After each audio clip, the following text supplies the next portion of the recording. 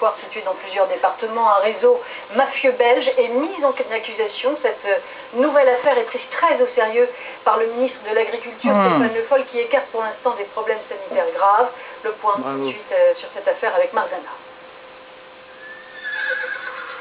Ils devaient finir leur jour à gambader dans les prés. Mais les chevaux vendus par ce centre équestre ont fini à l'abattoir. Fin 2011, son propriétaire vend 2 de ses bêtes à un intermédiaire peu scrupuleux.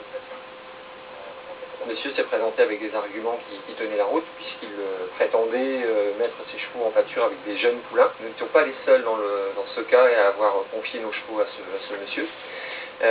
Et puis, après avoir entrepris des recherches auprès de l'IFCE, l'Institut français du cheval et d'équitation, eh bien, on s'est aperçu que nos chevaux, à défaut de retraite paisible, avaient fini dans un abattoir.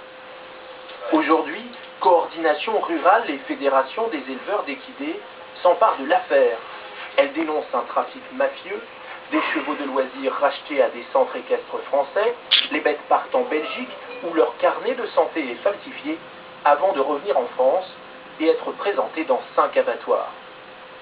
Comme ici, aux abattoirs municipaux d'Alès. Si fraude il y a une falsification d'un ou plusieurs documents qui permettraient aux clients de l'abattoir de faire abattre des chevaux non prévus pour cela. Selon le parquet de Marseille, déjà 3000 cas de chevaux sont concernés dans le sud du pays.